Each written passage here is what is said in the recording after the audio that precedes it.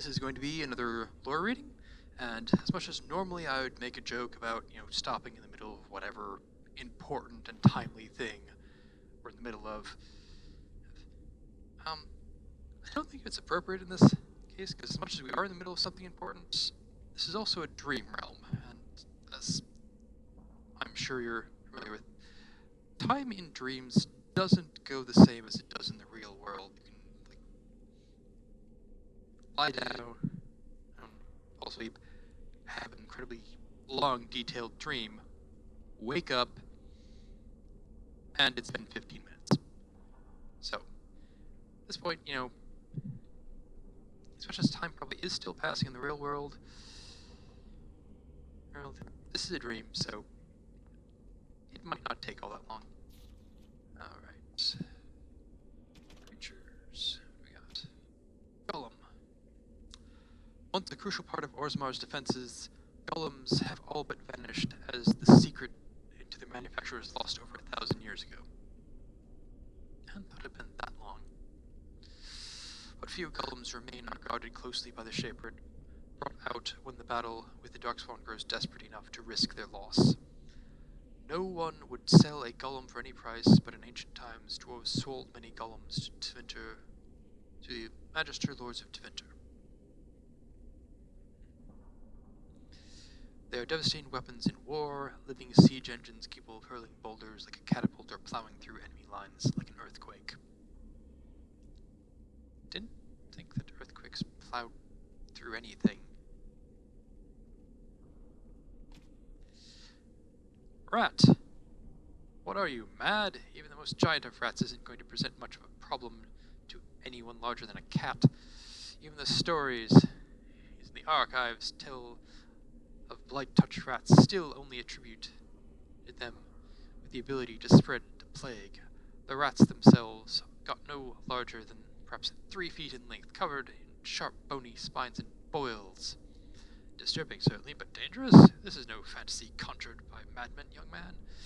You have much more important creatures to concern yourself with. Transcript of a lecture given by Elia, senior enchanter of Hossberg, 644 Blessed. Note, she was later eaten by a blight rat in 846 Blessed.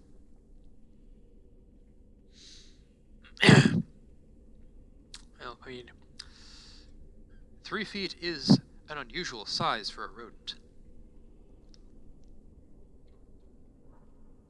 Maybe also, an unusual size, it could also be unusually small, too.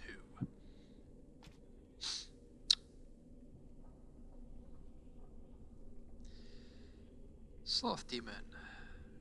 And I looked at the creature, and it had become me. A veritable copy of my form, my very mind. It stared back at me as if from within a mirror. I thought surely that this was a trick, an illusion meant to put me off my guard, but as I engaged the thing with my sword, it fought me with maneuvers that I recognized. It parried as I parried, it swung as I swung, it spoke to me and said things that only I could know. I think the demon of sloth has no form or identity of its own. It is envy as much as sloth, I believe, and mine was not the first shape it stole that day. An excerpt from a transcripted deposition of Tyrenius, Templar commander of Cumberland 390 Towers. The most difficult assumption for some who study demons to overcome is the notion that a sloth demon is, in and of itself, slothful. If that were so, it seems highly unlikely that any such demon would cross the veil into our own world, or once here would fight to possess any creature with a will of its own, and we know both these things not to be the case. Yeah, makes sense. I mean, it's truly slothful, it wouldn't be trying to do anything. Certainly some demons are lazy and complacent, but who knows? Perhaps these creatures even cultivate such reputation. The truth is that demons of sloth are so named because this is the portion of the human psyche that they feed upon. Doubt, apathy, entropy, they seek to spread these things. The sloth demon hides in its forms, a master of shapes and disguises, always in the last place you look, and from its hiding place it spreads its influence. A community afflicted by a sloth demon will soon become a dilapidated pit where injustices are allowed to pass without comment, and none of the residents could be aware that such a change has ever taken place. The sloth demon weakens, tears at the edges of consciousness, and would much rather render its victim helpless than engage it in true conflict. Such creatures are best faced only with a great deal of will, and only with an eye to pierce their many disguises. Wisp. A great deal is made of the most powerful demons, those that create abominations, and those that have changed the history of Thedas. It is often forgotten that not all demons are such awe-inspiring beings. Some that break through the cracks in the veil into our world are known as wisps, a sliver of thought that once was. A wisp is a demon that has lost its power. Either it has existed in our world for too long without finding a true host, I find that difficult to believe given the number of things they can possess, but anyway, or it has been destroyed, often, so they've found, by other demons.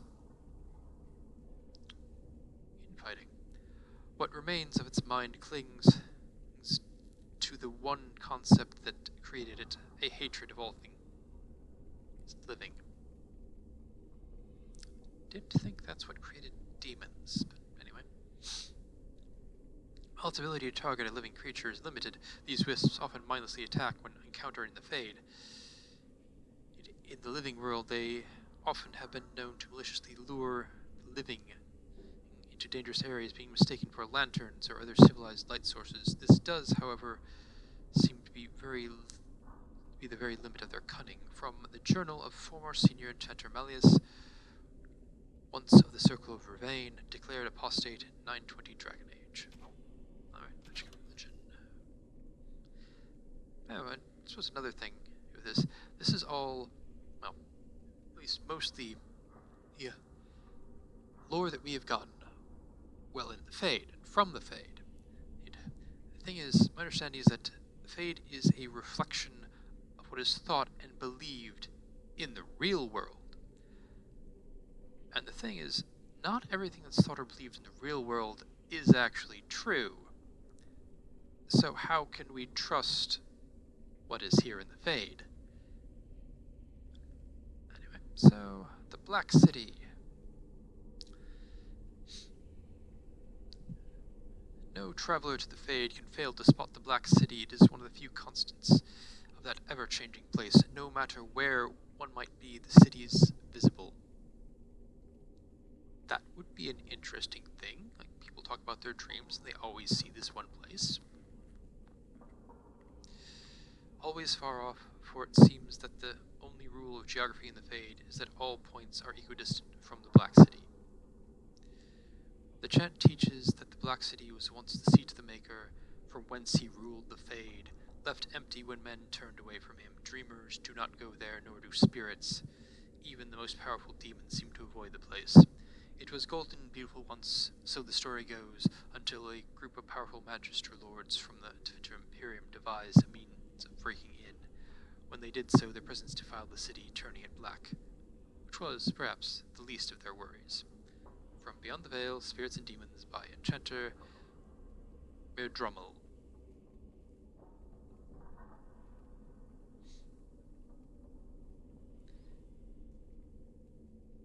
Now, the thing I find kind of interesting about the story of the Magisters entering in the Golden City is that it's a story told by their religious enemies, so it's kind of questions like, okay, how much can you actually trust this? History of the Circle is a truth universally acknowledged that nothing is more successful at inspiring a person to mischief than being told not to do something. Unfortunately, the Chantry of the Divine Age had some trouble with obvious truths. Although it did not outlaw magic, quite the contrary, as the Chantry relied upon magic to kindle the eternal flame which burns in every brazier and every chantry. Interesting. It relegated mages to lighting candles and lamps, perhaps occasionally dusting the rafters and eaves. Well, I mean, if magic is common, you probably end up using it for commons things. I will give my readers a moment to contemplate how well such a role satisfied the mages at the time. It surprised absolutely no one when the mages of Valrayo and Protest snuffed out the sacred flames of the cathedral and barricaded themselves inside the choir loft. No one, that is, but divine Ambrosia II, who was outraged and attempted to order an exalted march upon her own cathedral. Exalted march is basically a crusade. I think a crusade would have a bigger goal than that, so I kind of feel like this is an example of power corrupting. Even her most devout Templars discouraged the idea. For 21 days the fires continued unlit, while negotiations were conducted, legends tells, by shouting back and forth from the loft. The mages went cheerily into exile in a remote fortress outside the capital, where they would be kept under the watchful eye of the Templars and a council of their own elder magi. Outside of normal society and outside the chantry, mages would form their own close society, the Circle, separated for the first time in human history. From Of Fire, Circles, and Templars, a history of magic in the chantry by Sister Petrine, chantry scholar. Okay, that seems like a good explanation for why exactly the circles became more of prisons than just universities, because I understand they were initially set up to be a place of training, so there would be mages available to fight the blights. Maleficarum. It has been asked, what are Maleficarum? I feel like that's supposed to be Latin. That's not how the plural would be formed. How shall we know them? I have been as troubled by this question as you. You have come to me for the wisdom of the Maker, but none have seen the Maker's heart, say beloved Andraste. Open heart surgery. And so I have done as all mortals must, and looked to the words of his prophet for answers, and there I found respite from a troubled mind. For she said to us, magic exists to serve man and never to rule over him. Therefore I say to you, they who work magic which dominates the minds and hearts of others, they have transgressed the Maker's law. Also Our Lady said to us, those who bring harm without provocation to the least of his children are hated and accursed by the Maker. Okay. Interesting there is, you don't just say those who bring harm to the least of his children, it says those who bring harm without provocation to the least of his children, adding caveats. That's not an absolute rule. And so it is made clear to me, as it should be to all of us, that magic which fuels itself by harming others, by the letting of blood, is hated by the Maker. Those mages who honor the Maker and keep his laws, as we welcome as our brothers and sisters, those who reject the laws of the Maker and his word and the words of his prophet, are apostate. They shall be cast out and be given no place among us.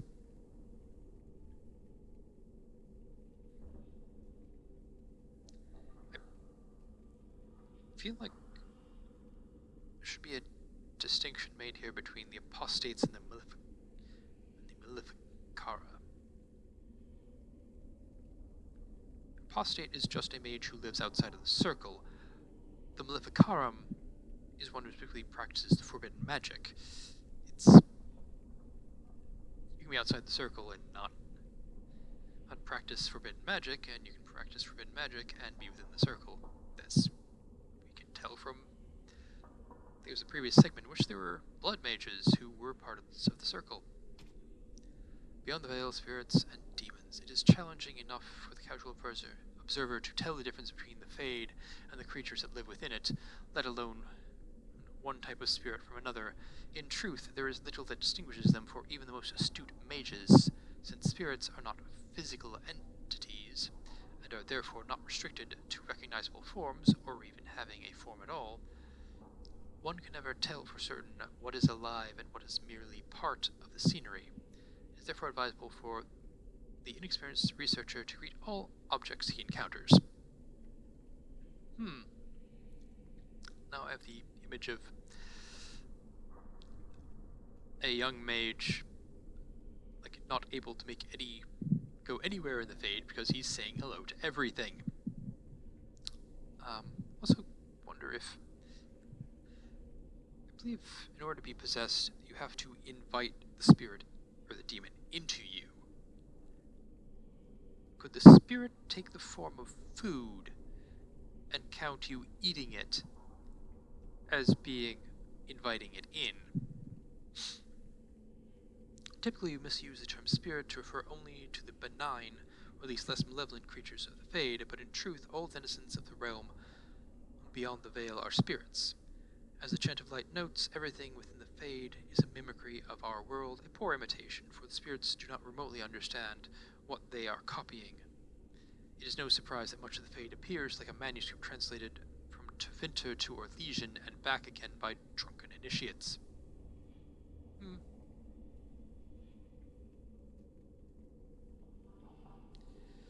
In general, spirits are not complex, or rather, they are not complex as we understand such things. Each one seizes upon a single facet of human experience: rage, hunger, compassion, hope, etc. I wonder what a spirit of compassion would be like. This one idea becomes their identity. We classify demons as spirits who identify themselves with darker human emotions and ideas. The most common and weakest form of demon one encounters in the Fade is the rage demon. They are much like the perpetually boiling kettles, for they exist only to vent hatred, but rarely have an object to hate. Somewhat above these are the hunger demons, who do little but eat or attempt to eat everything they encounter, including other demons. This is rarely successful. Then there are sloth demons. These are the first intelligent creatures one typically finds in the Fade. They are dangerous only on those rare occasions when they can be induced to get up and do harm. Okay, this contradicts a bit on sloth demons, but I mean, that is kind of realistic. I mean, these are written by different people of different experiences, different opinions. Desire demons are more clever and far more powerful, using all forms of bribery to reduce mortals into their realms: wealth, love, vengeance, whatever lies closest to your heart. The most powerful demon yet encountered are the pride demons, perhaps because they, among their kind, most resemble men. From beyond the veil, spirits and demons by encounter mirrored. Hang on a sec.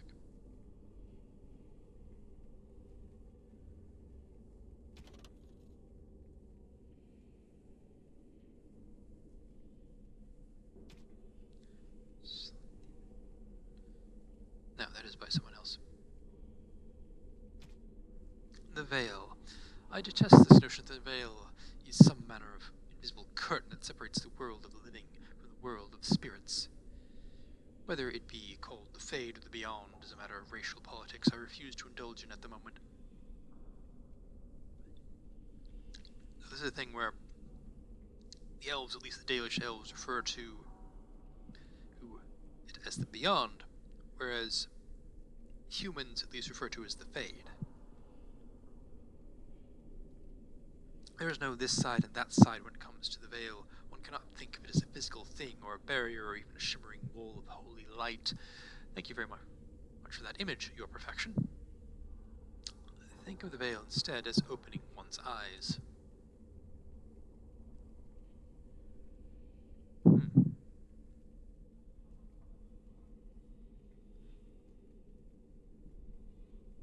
I wonder if this bit about this parenthetical bit is actually the author of his piece thanking someone else, or whether it's the scribe who is writing this down or copying it, thanking the original writer for that image. It seems like the sort of thing that a scribe might put down in the margins of a book they're copying, just because they got bored. Apparently a lot of actual period manuscripts end up having like little notes written by whatever scribe was copying them because they got bored and wanted to do something else besides just copying a manuscript. Before you opened them, you saw our world as you see it now, static, solid, unchanging. Now that they are open, you see our world as the spirits see it, chaotic, ever-changing a realm where the imagined and the remembered have as much substance as that which is real, more in fact. A spirit sees everything as defined by will and memory, and this is why they are so very lost when they cross the veil. In our world, imagination has no substance. Objects exist independently of how we remember them or what emotions we associate with them. Mages alone possess the power to change the world with their minds, and perhaps this forms the nature of a demon's attraction to them. Who can say? Regardless, the act of passing through the veil is much more about changing one's perception than a physical transition. The veil is an idea. It is the act of transition itself, and it is only the fact that both living beings and spirits find the transition difficult that gives the veil any credence as a physical barrier at all. From a dissertation on the Fade as a physical manifestation by Marino, Senior Enchanter of the Marathas Circle of Magi, 655 Steel. So this is from Tevinter, and Rathas being in Tevinter.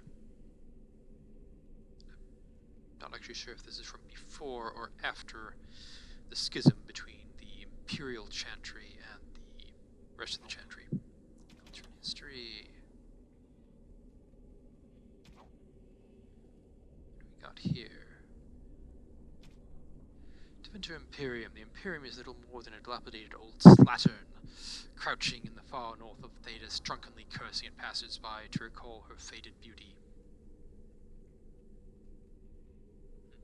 One can see that Minrathous was once the center of the world. The vestiges of her power and artistry yet stand, but they are buried in layers of filth that the Imperium's decadence has accumulated over the ages. The Majocracy live. That feels grammatically wrong. I suppose it's a question of whether or not you... sort of a plural noun, whether or not you conjugate that plurally or singularly. I feel like singularly is better, but there are differences. Anyway, the Majocracy live in elegant stone towers elevated above the stench of the slaves and peasants below. The outskirts of Minrathous are awash with a sea of refugees turned destitute by the never-ending war between the Imperium and the Kunari. And yet the Imperium survives, whether with sword or magic. The Tevinter remains a force to be reckoned with. Minrathous has been besieged by men, by Kunari, by Andraste herself, and never fallen. From In Pursuit of Knowledge, The Travels of a Chantry Scholar by Brother Genitivi. That last paragraph seems to be in contradiction of the first one.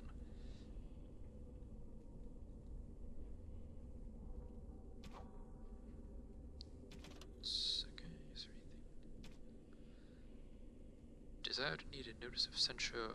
Templar Dras, your remarks in front of the recruits are only the latest in a series of troubling events. I am beginning to suspect that you may not be suited for the devotional requirements of training. Perhaps it is time for a personal evaluation of your career path within the Templars. I will schedule some time after the current deployment to discuss options elsewhere in the organization. Attendant Serand, Assistant to Knight Commander Gregor. A note is scribbled in the corner. Attendant who? Options? Code for dead-end duty on a hedge mage hunt in the Banorn.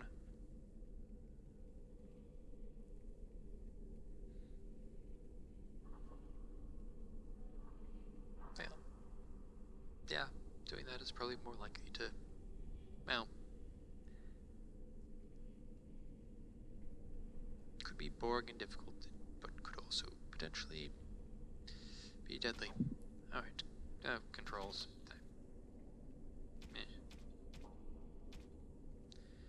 Alright, and that appears to be everything for this codex reading. Thank you for joining me. I hope you enjoyed, and have a good day.